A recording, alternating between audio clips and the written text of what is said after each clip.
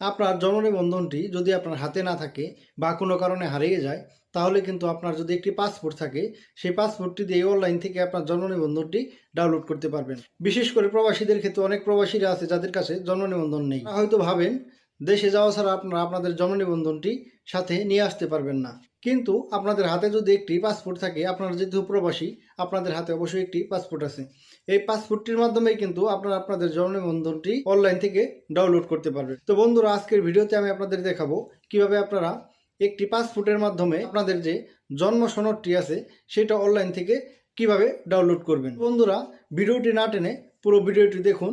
পুরো ভিডিওটি দেখে এখনই আপনাদের যে জন্ম সনদ আছে সেটা অনলাইন থেকে বের করে নিন। তবে ভিডিও শুরু করার আগে আপনাদের অনুরোধ থাকবে, আমার এই ভিডিওটি যদি আপনাদের ভালো লাগে তাহলে একটি লাইক দিয়ে রাখবেন এবং একটি শেয়ার দিয়ে রাখবেন, এবং পরবর্তীতে এরকম আরও তথ্যবহুল ভিডিও পেতে আমার এই চ্যানেলটি সাবস্ক্রাইব করে রাখবেন। তাহলে চলুন বন্ধুরা, আর দেরি না করে শুরু করি।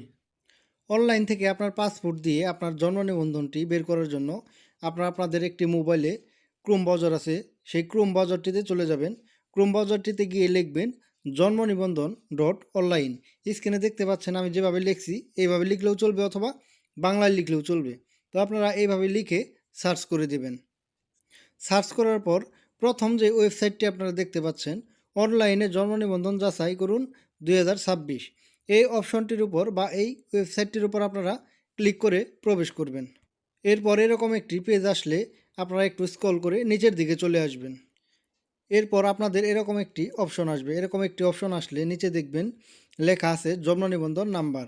তো এর নিচে যে খালি ঘর আছে সেখানে কিন্তু জন্ম নিবন্ধন নাম্বারটি দেখাচ্ছে অলরেডি। তো আপনাদের কি করতে হবে, নিজেদের যে জন্ম নিবন্ধন আছে সেইটার নাম্বারটি এখানে উঠিয়ে দিতে হবে। এবং আপনাদের যদি জন্ম নিবন্ধনটি না থাকে, যারা পাসপোর্ট দিয়ে জন্ম নিবন্ধন বের করতে চান, তারা আপনাদের যে পাসপোর্টটি আছে পাসপোর্টটির প্রথম পৃষ্ঠায় যে পাসপোর্ট নাম্বারটি আছে সেই পাসপোর্ট নাম্বারটির নিচে দেখবেন ব্যক্তিগত নম্বরটি আছে। সেই ব্যক্তিগত নম্বরের নিচে দেখবেন 17 ডিজিটের একটি নাম্বার আছে। তো সেই ব্যক্তিগত নম্বরটি আপনাদের এখানে উঠিয়ে দিতে হবে। তো বন্ধুরা, ব্যক্তিগত নম্বরটি উঠিয়ে নিচে দেখবেন জন্ম তারিখ চাচ্ছে। তো এখানে কিন্তু লেখা আছে কিভাবে আপনাকে জন্ম ডেট বা জন্ম তারিখ বসাতে হবে। যেভাবে বসাতে বলছে সেইভাবে কিন্তু আপনাকে বসিয়ে দিতে হবে। প্রথমে আপনার সাল দিতে হবে, এখানে 1971 আছে, আপনার যে জন্মসাল সেটা দিয়ে দিবেন। পরবর্তীতে মাস দিতে হবে, তার পরবর্তীতে তারিখ দিতে হবে। তো এইভাবে সুন্দর সাজিয়ে আপনারা জন্ম তারিখটি দিয়ে নিচে দেখবেন জন্ম নিবন্ধন যাচাই একটি অপশন আছে, এইটার উপরে ক্লিক করে দিবেন। এরপর বন্ধুরা এরকম একটি অপশন আসবে এবং আপনাদের মোবাইলটিতে পারমিশন চাইবে। তো আপনারা অ্যালাউতে ক্লিক করে পারমিশন দিয়ে দিবেন। তো বন্ধুরা, অ্যালাউ করে দেওয়ার পর এরকম একটি অপশন আসবে। এরকম একটি অপশন আসলে স্ক্রিনে দেখতে পাচ্ছেন আমি কিন্তু আমার বার্থডে ডেট এবং আমার যে পাসপোর্টের ব্যক্তিগত নম্বরটি আছে সেটা উঠিয়ে দিয়েছি। তার নিচে দেখবেন ক্যাপচার কোড দেওয়ার মতো একটি অপশন আছে। তো এখানে আপনারা কি দিবেন, তার উপরে দেখবেন 47+33 একটি অপশন আসছে। তো আপনাদেরকে এটা হিসেব করতে হবে। অনেকের যোগ আসবে, অনেকের বিয়োগ আসবে। যেটাই আসুক আপনারা হিসেব করে যে সংখ্যাটি দাঁড়াবে সেই সংখ্যাটি নিচে দেখবেন খালি ঘর আছে, এটাতে ক্লিক করে ওইখানে উঠিয়ে দিবেন। তো যে সংখ্যাটি আসবে হিসেব করার পর সেই সংখ্যাটি নিচে লিখবেন আমার মতো করে, স্ক্রিনে দেখতে পাচ্ছেন আমার মতো করে লিখে দিবেন। লিখে নিচে দেখবেন সার্চ অপশন আছে, আপনারা এই সার্চ অপশনে ক্লিক করে দেবেন। সার্চ অপশনে ক্লিক করার পর কিন্তু আমার জন্ম নিবন্ধনটি এখানে এসে গেছে। আমি আমার সিকিউরিটির কারণে আমার জন্ম নিবন্ধনটি ব্লার করে দিয়েছি। তো আপনারা কি করবেন, এই জন্ম নিবন্ধনটি আপনারা ডাউনলোড করার জন্য উপরে দেখবেন কর্নারে 3 ডট একটি অপশন আছে। এই 3 ডট অপশনটিতে আপনারা ক্লিক করবেন।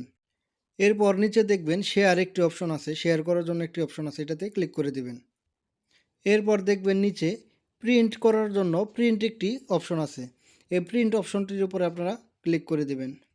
অথবা আপনি যদি চান এইখান থেকে আপনার জন্ম নিবন্ধনটি কাউকে পাঠাবেন, শেয়ার করবেন, এখান থেকে কিন্তু হোয়াটসঅ্যাপ, ফেসবুক মেসেঞ্জার সকল ধরনের অপশন পাবেন। এখান থেকে কিন্তু সরাসরি আপনি আপনার যে জন্ম নিবন্ধন আছে সেটার পিডিএফ ফাইল পাঠিয়ে দিতে পারেন। তো আপনারা খুঁজে সেটা পাঠিয়ে দিবেন।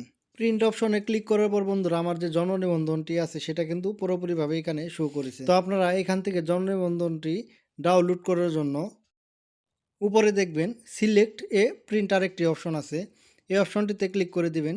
ক্লিক করে আপনি যে সেভ এস পিডিএফ একটি অপশন আসবে, এই অপশনটির উপরে ক্লিক করে দিবেন। এই অপশনটির উপরে ক্লিক করে দিলে আপনাকে আপনার ফাইল ম্যানেজারে নিয়ে ফাইল ম্যানেজারে নিয়ে যাওয়ার পর এখানে আপনি চাইলে যে কোনো একটি ফোল্ডারে আপনি রাখতে পারেন। অথবা আপনি যদি চান এইখানেই উপরে রেখে দিবেন। তাহলে নিচে দেখবেন কর্নারে সেভ একটি অপশন আছে। এই সেভ অপশনটিতে ক্লিক করে দেওয়ার পর কিন্তু আপনাদের যে পিডিএফটি আছে জন্ম নিবন্ধনের সেটা সেভ হয়ে যাবে। তো বন্ধুরা এই পিডিএফটা সেভ করার পর কিন্তু আপনাদের গ্যালারিতে যাবে না সরাসরি। আপনারা আপনাদের ফাইল ম্যানেজারে গিয়ে এই পিডিএফটি খুঁজে বের করতে পারবেন। এটা ছবি হিসেবে কিন্তু গ্যালারিতে যাবে না।